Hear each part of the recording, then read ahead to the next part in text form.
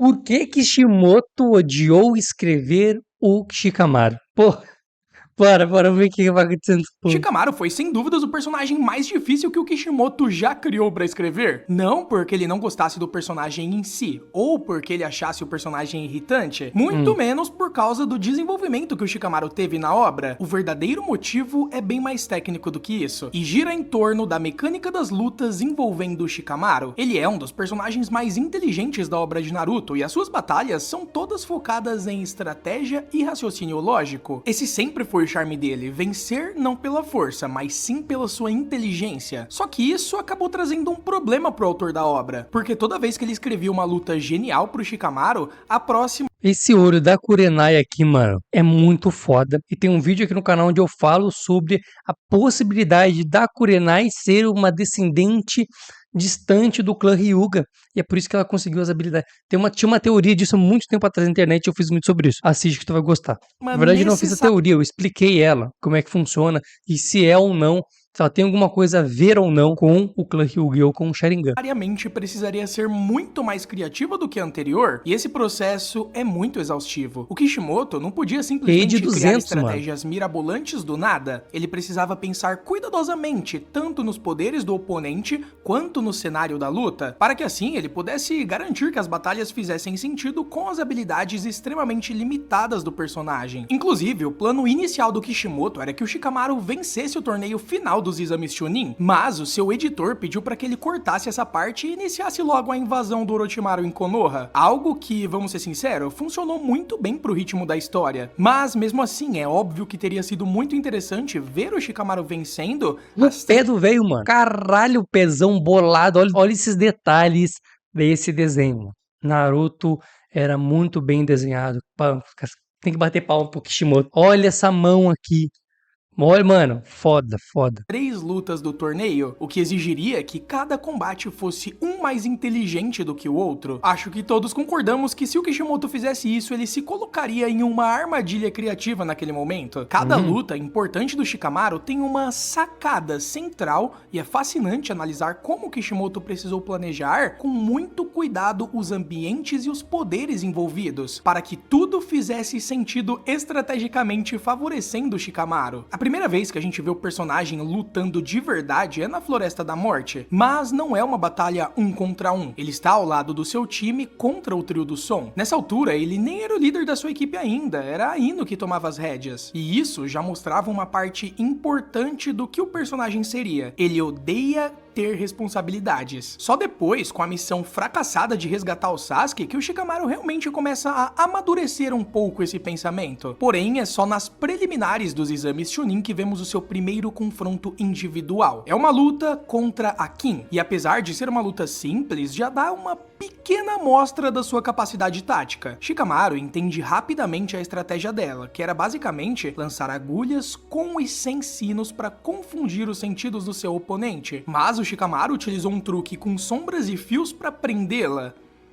A cena em que o Shikamaru faz ela bater a cabeça na parede com a sua técnica é simples, mas muito eficaz. Essa luta também mostrou uma coisa muito importante. A técnica da sombra não é algo infalível. Ele teve que lançar uma Shuriken para que a Kim não resistisse ao movimento de ser jogada para trás. E também a gente aprendeu que o Shikamaru pode estender a sua sombra por outras superfícies, como fios ou até mesmo sombras auxiliares, e não somente a sua sombra no chão. Essa técnica, que apesar de simples na essência, tem várias possibilidades criativas. Mesmo em Naruto Shippuden, com variações como, por exemplo, a sombra estranguladora e também a costura pela sombra, o arsenal do Shikamaru continuava extremamente limitado. Ele não tem golpes versáteis ou combos insanos como Naruto tem, por exemplo, e tudo depende do uso criativo de um único recurso, a sua técnica da sombra. E aí que tá um ponto foda, mano, de Naruto, que é o que dói em Naruto ao mesmo tempo. Velho, a obra cresceu tanto e cresceu para simplificar. Os poderes se tornaram simples. Os poderes do Naruto eram simples. Simples só. Eram clones e Rasengan. E variações do Rasengan. Os personagens que tinham essas habilidades mais complexas, como o Shikamaru, por exemplo, que pegava uma kunai com uma bomba colada nela, um papel de bomba, jogava, e aí aquilo, tá ligado? Pegava a pessoa pelo pescoço com a sombra, amarrava, não sei. Essas estratégiazinhas não funcionavam mais, não porque eram ruins ou porque a galera não ia gostar, mas sim porque o Kishimoto não estava dando conta. É isso que eu falo sempre, o Kishimoto, se tivesse uma equipe um pouco maior, não existe isso, tá? Isso, não existe se, bota isso na tua cabeça pra tua vida, não existe se. Essa palavra se não existe. Se eu fizesse isso, se acontecesse aquilo, se aquela pessoa fizesse isso pra mim, se não existe. Ou é ou não é.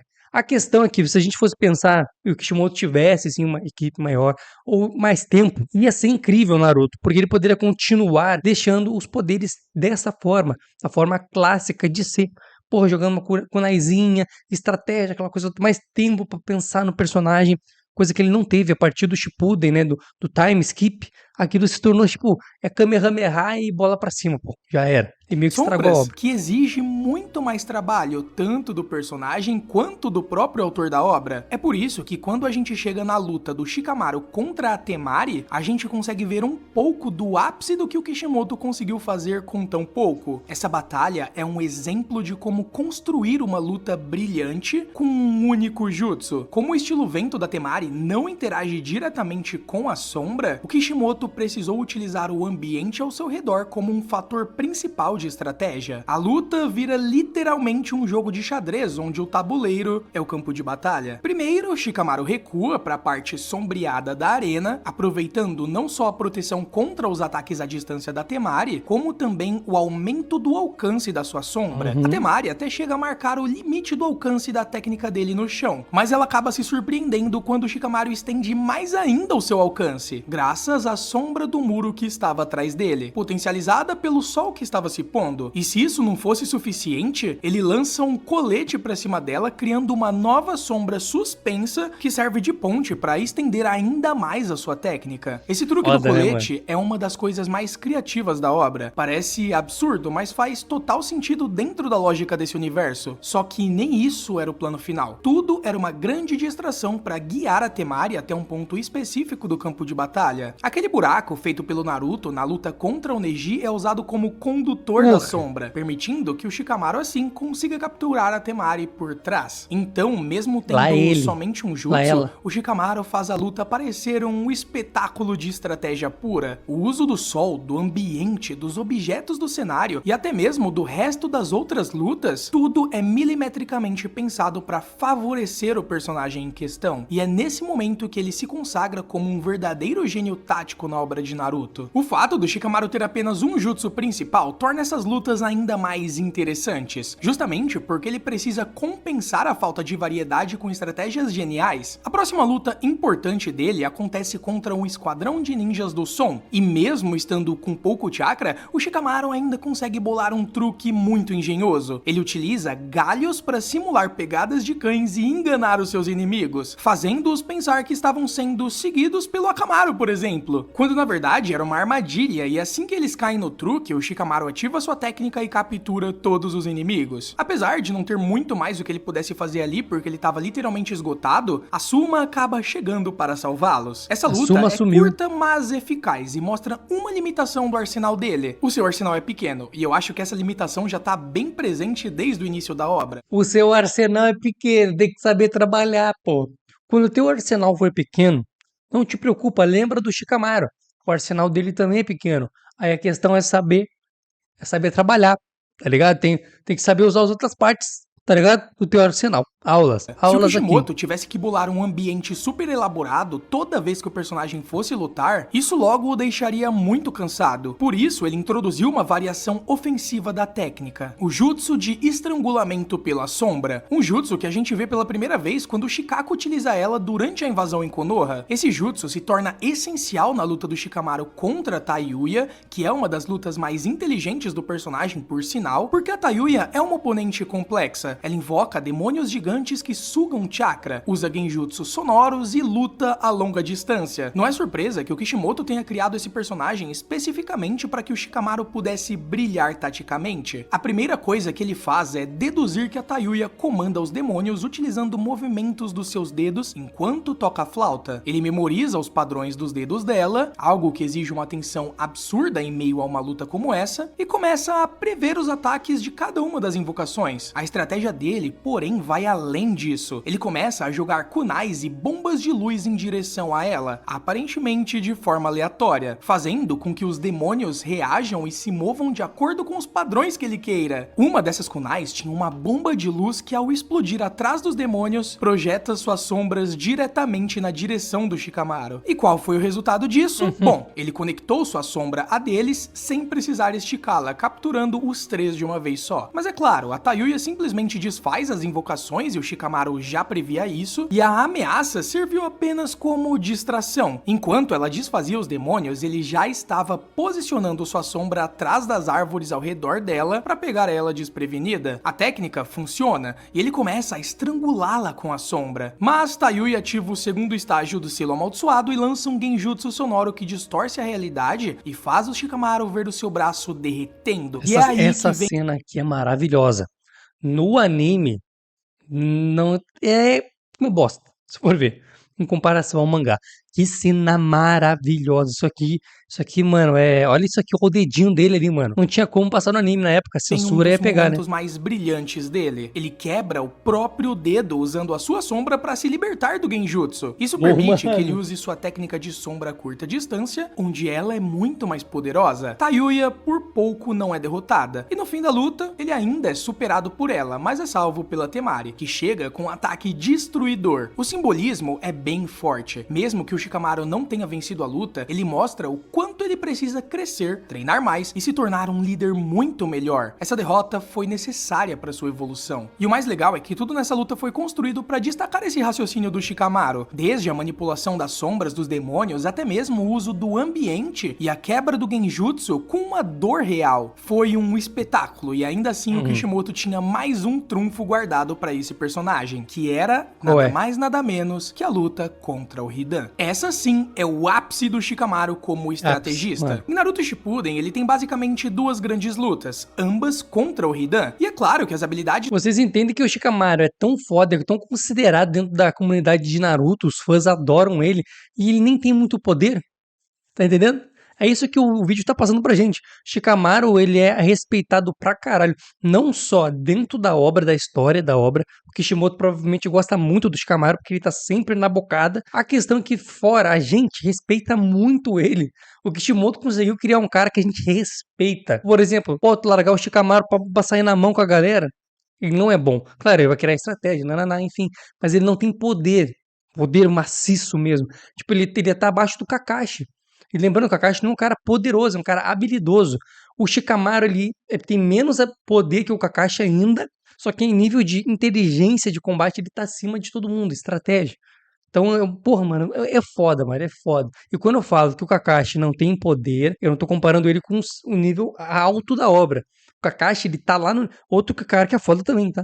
Que é muito incrível. Só que o Shikamaru tá acima dele. Já vou explicar uma coisa. Vamos falar do Kakashi pra tu entender. O Kakashi, ele não é poderoso, super poderoso. Ele é poderoso, mas não é super, tá? Quem é super poderoso? Naruto, o Sasuke, tá ligado? Madara, são super poderosos. O Kakashi não tá nesse nível, tanto que os poderes máximos dele não tem. Até o Gai tá acima dele em super poderoso, alcançando com oito portões lá, alcançando um nível superior.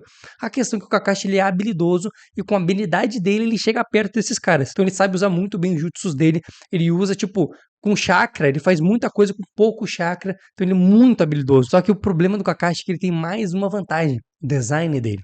O design do Kakashi faz com que ele vá pro nível mais alto de todos, pra nós.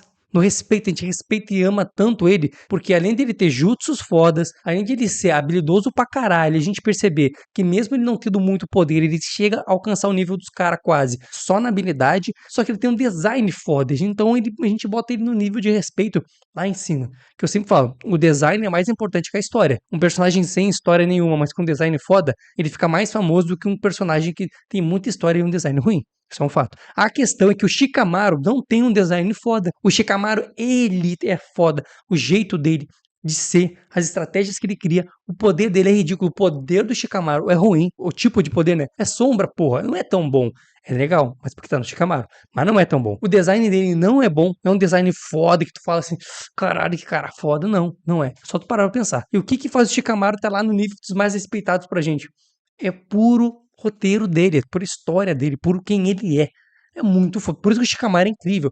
Ele é foda. Ele foi construído como um personagem tão foda. E é por isso que eu falo que o Kishimoto gosta dele. Porque o Shikamaru foi construído tão bem, mas tão bem, que ele supera design, que mesmo sem poder, ele tá lá em cima com a galera, mano. Lá no nível da galera, no respeito, né?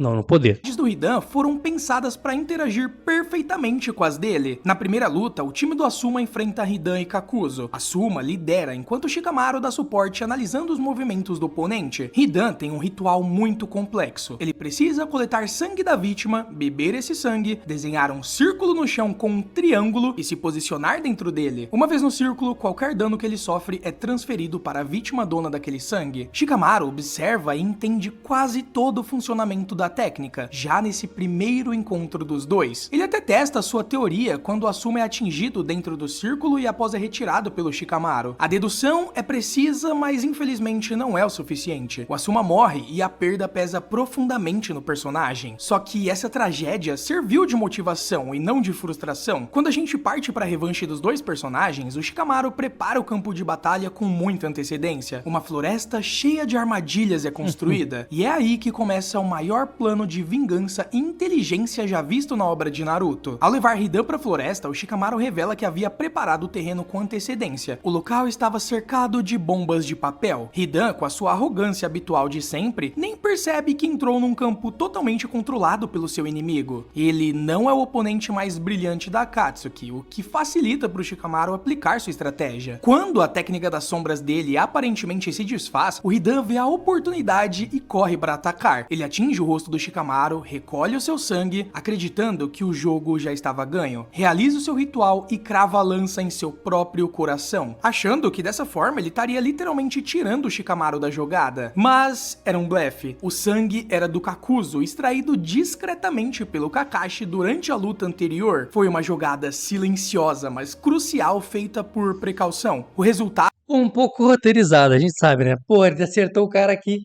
Tipo, é meio que sorte. O plano envolvia um pouco de sorte. Porque ele tem que dar o sangue pro cara pegar. Como? Batendo aqui, ó. Vai bater no osso dele. Pegou no, foi no vidrinho. Aí é foda, né? Um pouquinho forçado. Mas foi bom, é foi uma bom. cena épica. Explosões por todos os lados, fumaça e o Hidan completamente dilacerado num buraco. Shikamaru então pega esses pedaços, joga dentro de uma cova que ele mesmo preparou com o Choji. E de acordo com os databooks, ele morre. Como é que deu uma respirada aqui? Pô, Chronicles, com o Choji e de acordo com... Porra, calma, esqueci de dar um cortezinho aqui. Depois de fome e desidratação, então muito provavelmente o Hidan ainda não tá vivo lá. Mas o mais impactante é imaginar que ele está ali até hoje, consciente, amaldiçoado por sua própria técnica. É cruel, poético, mas muito genial. Mas eu confesso que deve ter sido muito difícil para o Kishimoto escrever essa luta, tanto que, depois da luta do Shikamaru versus o Hidan, o autor da obra nunca mais deu uma luta 1 contra 1 como essa na obra de Naruto. Eu quis trazer esse vídeo para mostrar não só a dificuldade que o Kishimoto teve em escrever o Shikamaru, mas também como ele é um gigantesco estrategista e um dos personagens mais inteligentes da obra de Naruto. Se você gostou do vídeo, não esquece de Amei, dá like, se inscreva no canal, apoia a gente a chegar a 225 mil inscritos até o final do ano, e o link do Irmão Chronicles está na descrição. Primeiro link na descrição, tá bom? Beijinho e até o próximo vídeo. Fui!